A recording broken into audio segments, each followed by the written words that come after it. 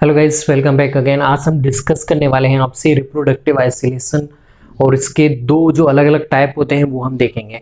अब इस टर्म का सबसे ज़्यादा यूज होता है, आप देखेंगे, जाति उद्भवन में, जिसे आप बोलते हो स्पेसिएशन में।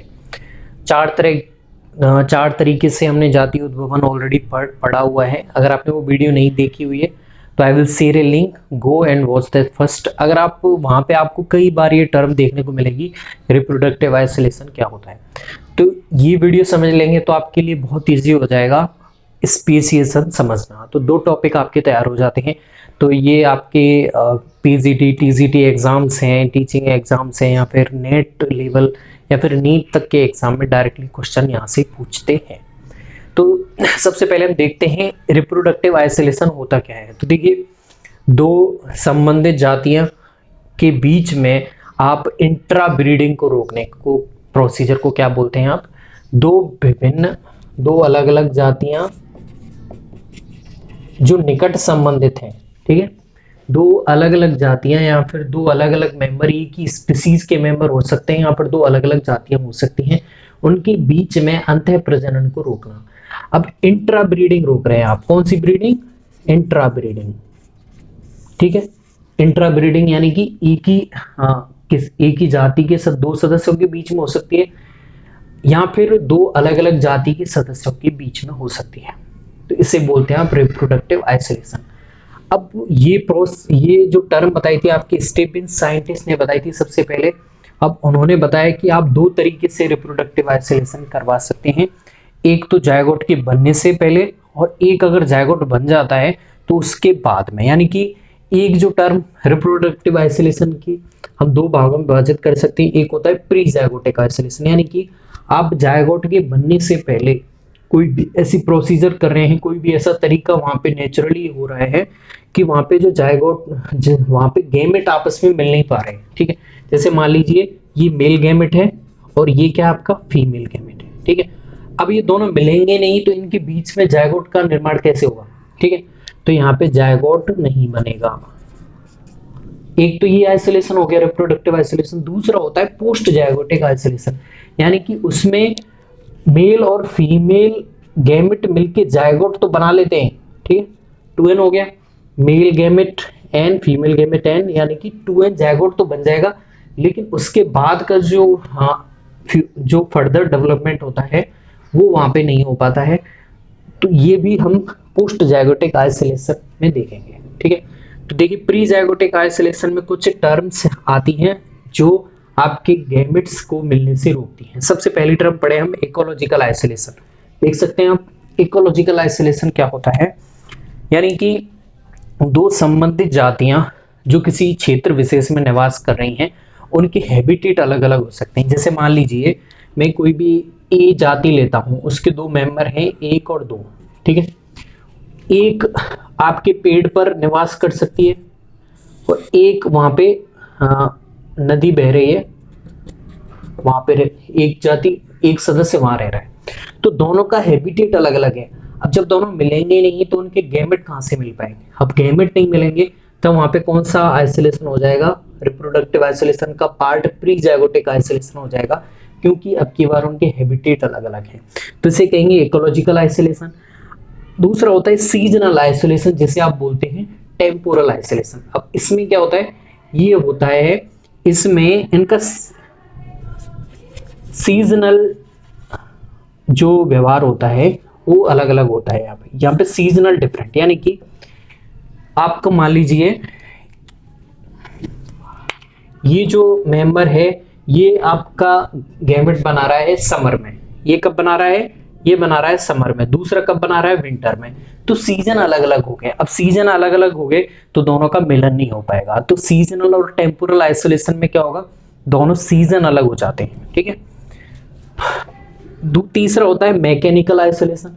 इसमें क्या होगा? देखिए, आपका रिप्रोडक्टिव बेसिस पे रिप्रोडक्टिव ऑर्गन्स होते हैं, ठीक है। हम क्या देख रहे थे? Mechanical isolation. तो हमने देख लिए हैं मैकेनिकल आइसोलेशन में क्या होगा, उनकी जो जेनेटिक ऑर्गन्स हैं उनकी मैकेनिक्स में डिफरेंस होगा, यानी कि दो जो रिप्रोडक्टिव ऑर्गन्स हैं वो डिफरेंट हैं और उनकी डिफरेंस होने की वजह से वहां पे मैकेनिकल आइसोलेशन होगा।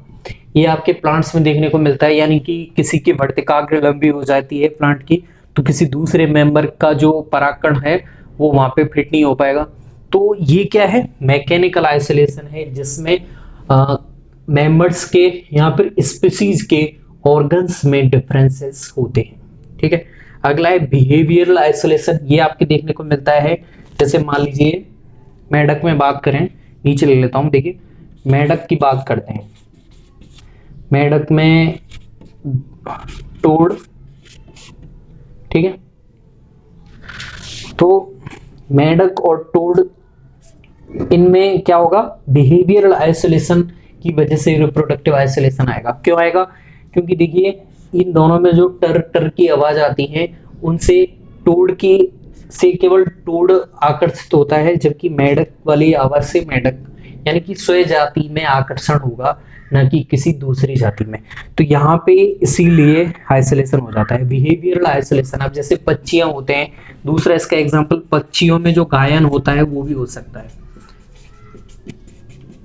यानी एक ही जाति के जो पक्षी होते हैं वो गायन विधि के द्वारा अपने अपोजिट सेक्स को वहां पे वो अट्रैक्ट करने की ट्राई करते हैं, तो उनके गायन से केवल उसी जाति का मेंबर आएगा, न कि कोई दूसरी जाति का आएगा। ठीक है, दूसरा, अब सबसे लास्ट वाला आता है हमारा गैमेटिक आइसोलेशन। क्या होता है, तो गैमेटिक आइसोलेशन में देखिए, अगर ये एग है और ये स्पर्म है, जैसे मैमल्स में माने, ठीक है, मैमल्स की बात कर रहे हैं, ह्यूमंस की बात कर रहे हैं, ठीक है, तो ह्यूमंस में न जो मेल गैमेट होगा और फीमेल गैमेट होगा, दोनों की सरफेस पे कुछ ऐसे केमिकल कंपोनेंट मिलते हैं जो कि ओनली अपनी स्पीसीज के अपोजिट जो गैमेट होगा उसे एक्सेप्ट करते हैं। ठीक है, अब कोई दूसरा गैमेट वहां पे आ जाएगा तो वो उसे एक्सेप्ट नहीं करेंगे। जैसे मान लीजिए इसकी सरफेस पे कुछ केमिकल पदार्थ मिलेंगे और एग की सरफेस पे भी कुछ केमिकल पदार्थ मिलेंगे जो अपनी स्पीसीज के मेंबर्स के गैमेट को ही वहां पे एक्सेप्ट करेंगे। ठीक है, तो इन पदार्थ की वजह से जो आइसोलेशन मिल रहा है उसे क्या कहेंगे हम, गैमेटिक आइसोलेशन। उसकी वजह से वहां पे क्या नहीं हो पाएगा, इंट्रा ब्रीडिंग नहीं हो पाएगी। ठीक है, वहां पे केवल अपनी स्पीसीज के, अपनी जो किस्म का है उसका गैमेट ही एक्सेप्ट किया जाएगा। ठीक है, दूसरा आता है पोस्ट जायगोटिक आइसोलेशन। ठीक है, पोस्ट जायगोटिक आइसोलेशन में क्या होगा, यहाँ पे आप जायगोट तो बन गया है, जायगोट तो बन गया है यहाँ पे, लेकिन उसके बाद में जो डेवलपमेंट होगा वो यहाँ पे नहीं हो पाएगा। तो यहाँ पे सबसे पहले कंडीशन आती है हाइब्रिड इनवायबिलिटी। ठीक है, तो यहाँ पे आपका हाइब्रिड तो बन गया है लेकिन वो वहां पे जीवित नहीं रह पाएगा, लिविंग नहीं रह पाएगा। ठीक है, तो पहली कंडीशन पोस्ट जायगोटिक आइसोलेशन में क्या होगी, हाइब्रिड इनवायबिलिटी, यानी एबिलिटी में क्या होगा, हाइब्रिड बन जाएगा लेकिन आप जायगोट बनने के बाद में उसकी जीवित रहने की संभावना नहीं रहती है। ठीक है, दूसरा स्टेरिलिटी होता है, यानी कि हाइब्रिड बन तो जाएगा लेकिन वो कैसा होता है, स्टेराइल होता है। जैसे आपके म्यूल्स है और हिन्नी है, ये कैसे, ये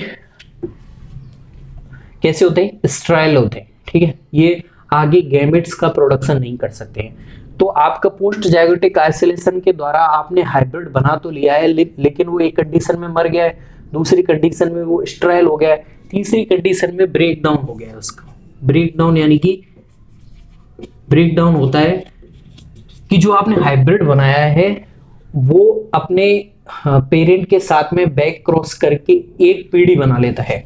कौन सा करके, बैक क्रॉस करके एक पीढ़ी बना लेता है, लेकिन वो पीढ़ी आगे डेवलपमेंट नहीं कर पाएगी, उसकी डेथ हो जाएगी।